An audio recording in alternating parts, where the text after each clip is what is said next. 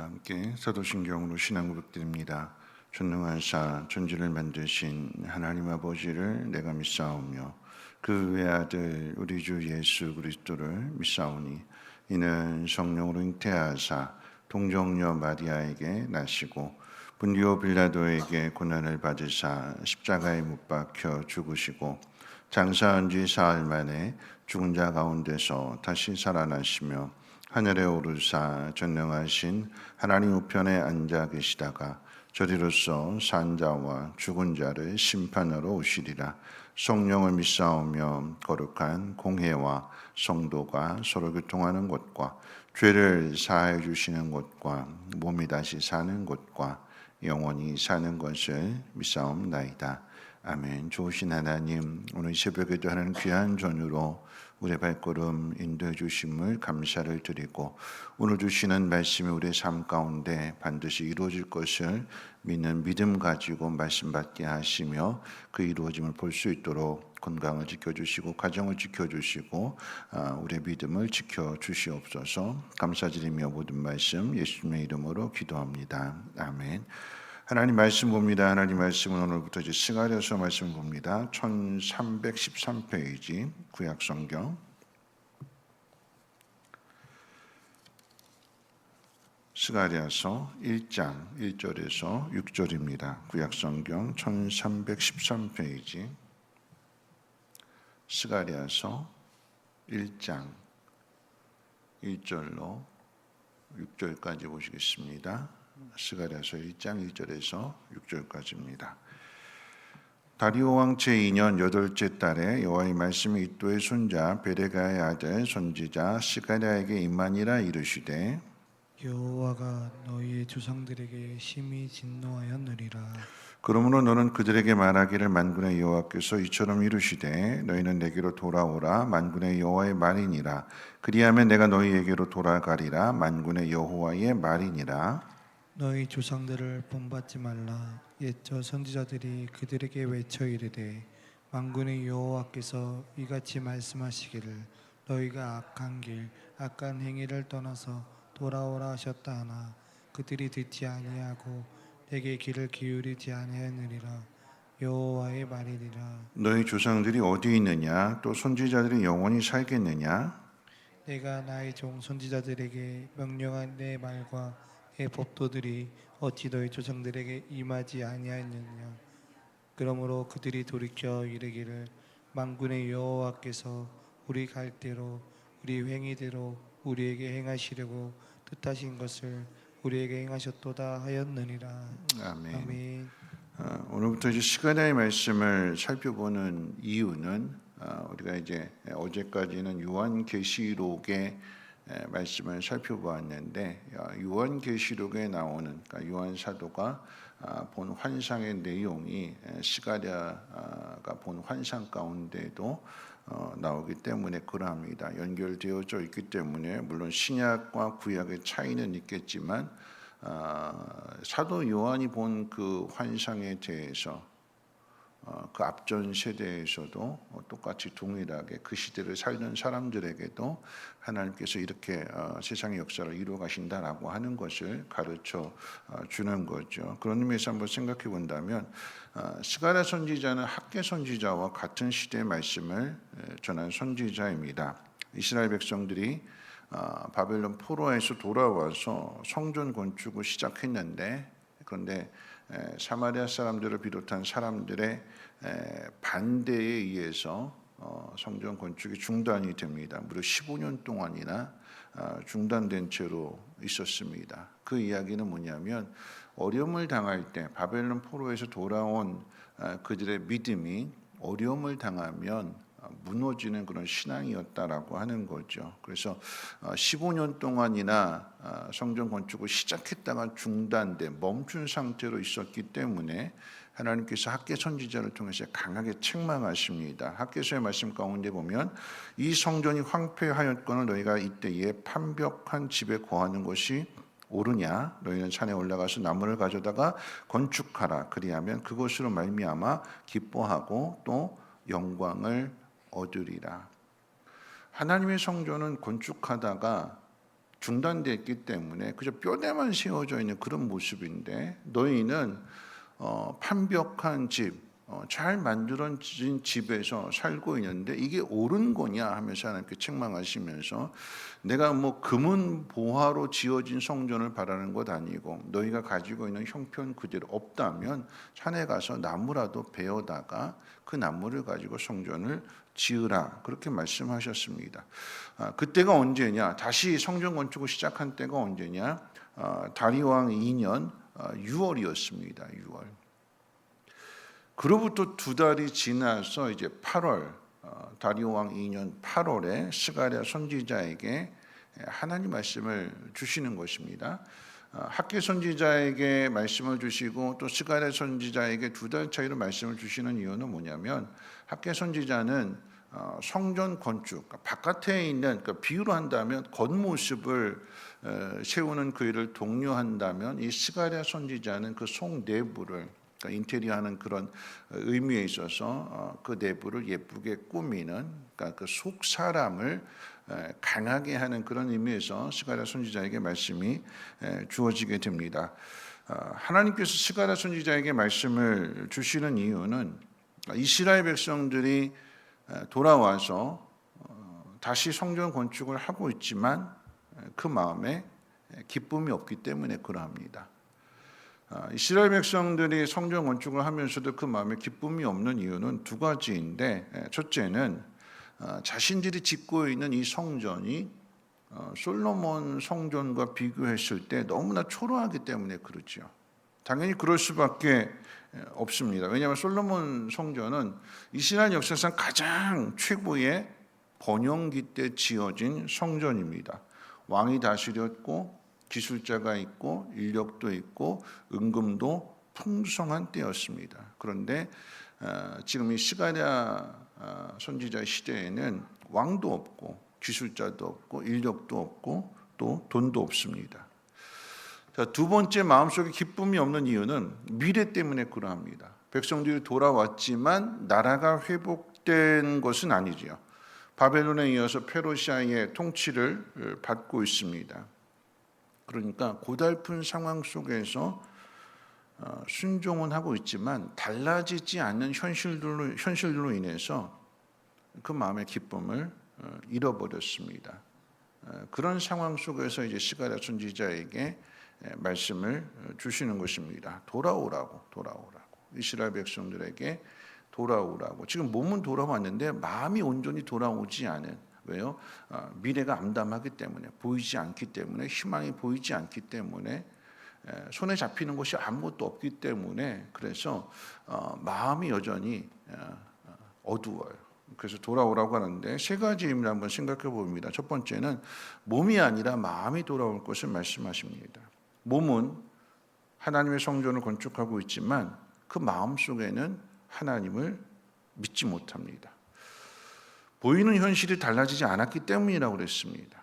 그런데 이스라엘 백성들의 그 역사를 본다면 이 스가랴서 다음의 말씀은 말라기고 말라기 다음의 말씀은 신약 마태복음으로 넘어가요. 말라기와 마태복음 사이에 400년 동안의 침묵 기간이 있습니다. 더 이상 하나님께서 선지자를 통해서 말씀해 주시지 않는. 그리고 이제 마태복음을 통해서 예수님 나오시는 거잖아요. 태어나시는 거잖아요. 이스라엘 나라가 눈에 보이는 그런 나라로 다시 회복된다라고 하는 의미가 아닙니다. 그런 상황 속에서 하나님이 말씀을 주시는데 나라가 다시 세워지는 것도 아니고 또 이들을 지켜줄 수 있는 강력한 지도자나 군대가 다시 만들어지는 것도 아닙니다. 그러다 보니까 자신들을 지켜줄 지도자도 없고 군대도 없고 이런 상황 속에서 성전 건축을 해야 되고 믿음을 지켜야 되니까 어떤 마음을 갖냐면 다치면 나만 손해다. 내 삶이 이렇게 고달픈데 누가 나 알아주는 사람도 없고 내가 고달프다고 해서 누가 날 도와줄 사람도 없는 이런 상황이다 보니까 순종은 하고 있는데 하라고 해서는 하고는 있는데 그 마음속에 미래에 대한 확신이 없습니다. 하나님 온전히 믿지 못하게 되는 거죠. 그런 의미에서 돌아오라라고 하는 것은요, 미래를 의심하지 말고 믿으라라고 하는 거죠. 누구를 믿어요? 하나님 믿는 거죠. 눈에 보이는 상황이 아니라, 내가 가지고 있는 현실이 아니라 나에게 이렇게 말씀하시는, 그때그때마다 말씀을 주시는 하나님이 나와 함께 하심을 믿으라라고 하는 이야기입니다. 자, 둘째 돌아와야 될 것은 뭐냐면, 하나님이 조상들에게 진노하신 때로부터 돌아오라고 그랬습니다. 하나님께서 왜 그들의 조상에게 진노하셨을까요? 명목상으로는 하나님 백성인데 그들이 하나님 백성답게 살지 않았기 때문입니다. 하나님 백성답게 살지 않았다라고 하는 이야기는 뭐냐면, 하나님 말씀을 듣지 않아요. 그런데 그 조상들로부터 돌아오라고 하는 이야기는 뭐냐면, 그 조상들의 모습이 지금 돌아온 이스라엘 백성들, 성전 건축을 하고 있는 이스라엘 백성들의 모습 속에도 보이기 때문에, 돌아왔으니까, 돌아오는 것도 귀한 일이고 성전 건축하는 일도 귀한 일인데, 그들의 믿음이 정말 어려움을 이겨내는 대단한 믿음, 뛰어난 믿음, 겉으로 보기에는 그런 것 같은데 실상은 그들의 모습 속에서 진노로 인해서 멸망을 당했던 그 조상들의 모습이 보인다는 이야기예요. 거기서부터 돌이키라, 비유한다면 그런 이야기입니다. 뭐냐면, 부부가 이혼을 했어요. 그러면 이혼하기 전까지에 얼마나 많은 싸움을 했겠어요, 부부가. 그래서 끈대는 못 살겠다 하고 그런 이혼한 거잖아요. 그러면 그 밑에 있는 자녀들은 얼마나 많은 엄마 아빠에게서 상처를 받았을까요? 그게 잠재져 있는 거예요. 근데 그 자녀가 성장해서 결혼하게 되면 그 부모의 유전자를 물려받았으니까 그 부모에게서 물려받은, 그러니까 좋은 것만 닮아야 되는데 좋지 않은 유전자가 물려질 수 있잖아요. 그렇죠? 미운 모습이 물려질 수도 있어요. 그러면 거기에다 부모에게서 받은 상처까지 함께 이게 잠재되어져 있는 거예요. 그리고 사람을 만났어요. 근데 이 사람에게서 받는 영향들은 또 다른 상황들이기 때문에 거기에 부모에게서 받은 것과 또 상처와 유전자와 거기에 나만 가지고 있는 독특한 그 성품들, 그게 합쳐지게 되는 거예요. 그러면 또 다른 죄를 낳게 되는 거죠. 이스라엘 백성들의 상태가 지금 그렇다는 얘기예요. 조상의 죄가 보이는데 지금 주어진 상황이 또 다른 상황이다 보니까 거기에서 이스라엘 백성들의 또 다른 죄가 만들어지는 겁니다. 그러니까 거기에서 돌아오라고 말씀하십니다. 왜요? 죄는 계속 발전해 나가니까. 그 죄에서 돌이키라. 마지막 세 번째, 어디로 돌아와야 되냐라고 할 때 하나님 말씀으로 돌아와야 됨을 이야기하고 있습니다. 포로에서 돌아온 이스라엘 백성들에게 그들의 조상은 죽어서 없고, 또 그 조상들에게 말씀을 전해줬던 선지자들도 마찬가지로 죽어서 없습니다. 조상도 없고 그들에게 전해줬던 그 선지자도 없지만 남아있는 것은 무엇이냐? 하나님 말씀은 남아있어요. 어떻게 남아있느냐? 그 조상들에게 그 선지자들이 뭐라고 얘기냐면, 너희들 하나님 말씀대로 행하지 않으면 하나님 진노를 인해서 망한다. 망했어요. 망하는 게 목적이 아니라 하나님은 70년 후에 다시 돌아오게 하실 것이다 약속하셨어요. 미래에 대한 약속이겠죠. 그 당시로 얘기한다면. 그런데 지나와서 보니까 정말 하나님 말씀대로 70년이 지나서 이스라엘 백성들이 돌아왔습니다. 조상도 없고 선지자들은 없지만, 그런데 남아있는 것은 무엇이냐면 하나님 말씀하신 대로 그 미래가 되더라라고 하는 이야기예요. 그걸 지금 가르쳐주고 있는 것입니다. 우리가 사는 이 시대, 우리가 하나님 말씀을 듣는 이 시대는 뭐 이스라엘 민족도 아니잖아요. 우리는 이스라엘 역사가 우리 역사는 아닙니다. 그런데 성경을 통해서 이스라엘 민족이 어떻게 되었는지, 그 이후 하나님께서 어떻게 역사하시는지는 우리는 성경을 통해서 분명하게 눈으로 또 믿음으로 확인합니다. 하나님 말씀하신 대로 되는구나. 근데 그 하나님 말씀은 어떤 말씀이냐면, 우리가 생각하는 것은 왜 나라가 빨리 회복이 안 되지? 왜 왕이 안 세워지지? 왜 강력한 지도자가 안 나오지? 다윗 같은 그런 왕을 꿈꾸고 있지만 하나님이 주시는 왕은 인간의 왕이라, 다윗이나 솔로몬 같은 인간의 왕이 아니라 누구를 주셨을까요? 예수님 보내주시잖아요. 겉으로 짓고 있는 이 성전은, 스룹바벨 성전은 지금 열심히 짓고 있지만 이것도 죄로 인해서 무너져요. 헤롯 성전도 세워지게 됩니다. 근데 하나님이 주시고자 하는 성전은 어떤 성전이냐? 사람의 손으로 짓는 성전이 아니라 하나님이 친히 우리 가운데 오셔서 이 일이 예수 그리스도를 통해서 성령을 통해서 보다 더 확실하게 하나님 우리와 함께 하신다라고 하는 의미가 무엇인지를 인간의 죄 속에서 하나님은 넘치는 사랑으로 분명하게 말씀하신 대로 약속하신 대로 그렇게 이루어 주시잖아요. 우리가 믿어야 되는 것은 지금 우리 눈앞에 보이는 현실이 아니래요. 무엇을 믿어야 되느냐? 하나님의 말씀입니다. 왜 요한계시록 말씀을 보고 난 다음에 지금 이제 스가랴 선지자의 말씀을 보냐면 왜 거꾸로 지금 스가랴의 말씀을 보고 요한계시록이 아니라 요한계시록 말씀을 보고 나서 스가랴의 말씀을 보느냐 하면 사도 요한의 시대로 이야기한다면 사도 요한이 본 이 모든 환상들이 이전에 스가랴 선지자가 본 환상이었고 그 이전에는 다니엘이 본 환상이었고 에스겔이 본 환상이었어요. 시대가 다르지만 고난을 당하고 말씀대로 살지 않았기 때문에 하나님의 심판을 당하는 그 속에서도 어떻게 해요? 하나님은 선지자들을 통해서 말씀하셨고 말씀하신 그대로 미래가 이루어지더라. 그걸 보여주고 확인시켜주는 겁니다. 말씀 마칠 텐데요. 우리가 믿어야 되는 것은 뭐냐면 눈에 보이는 지금 보이는 현실이 아니라 하나님의 말씀입니다. 이 말씀을 굳건하게 믿어야 되는 거예요. 어려움이 오면 말씀을 빼앗기고 믿음을 빼앗기는 그런 모습이 아니라 그래서 학개 선지자와 스가랴 선지자를 통해서 동시에 말씀해 주시는 것은 무엇이냐면 겉에 있는 성전을 건축하는 것도 중요하지만 그 속 사람을 우리의 속마음을 강하게 하는 것이 더 중요하다. 눈에 보이는 것이 고달프고 현실적으로 나를 지켜줄 보호자도 없고 지도자도 없고 왕도 없고 나라가 세워진 것도 아니고 그렇지만 그 속에 하나님은 항상 함께 하신다. 말씀을 주셨기 때문에 하나님은 그 말씀을 이루시기 위해서 우리들과 함께 있다.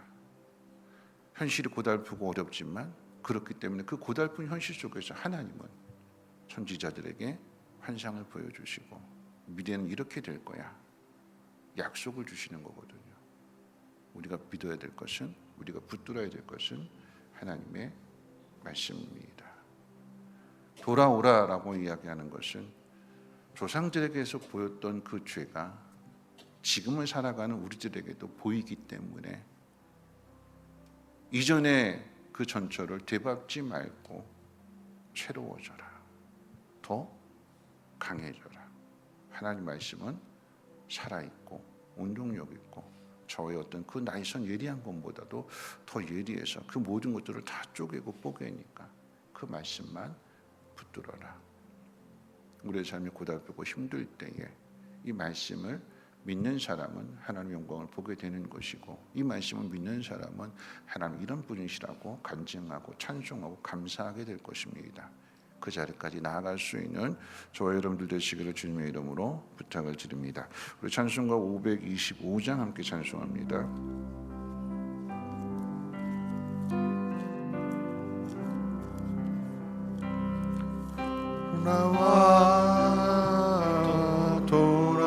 돌아와 마음이 고라니여 길이 참 어둡고 매우 험악하니 집을 나간 자여 어서와 돌아와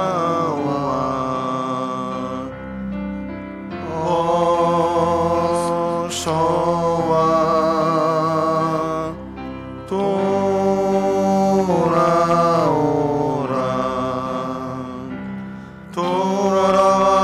돌아오라 돌아와 해가 질 때까지 기다리고 계신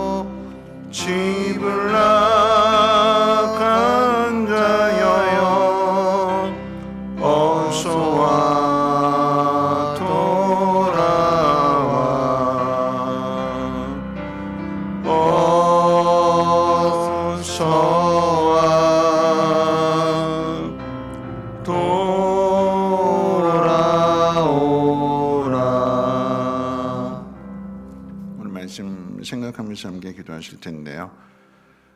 조상들이 심판을 받았던 그때로부터 돌아오라라고 말씀하시는 것은 조상들에게서 봤던 그 모습이 그 자녀들에게도 그 세대에게도 보여지기 때문에 그런 거죠. 우리가 힘써서 가꿔야 될 것은 그것도 중요하지만 속사람입니다. 우리의 속사람이 어떤 어려움 속에서도 무너지지 않고 하나님 약속의 말씀을 믿고 살아가는가.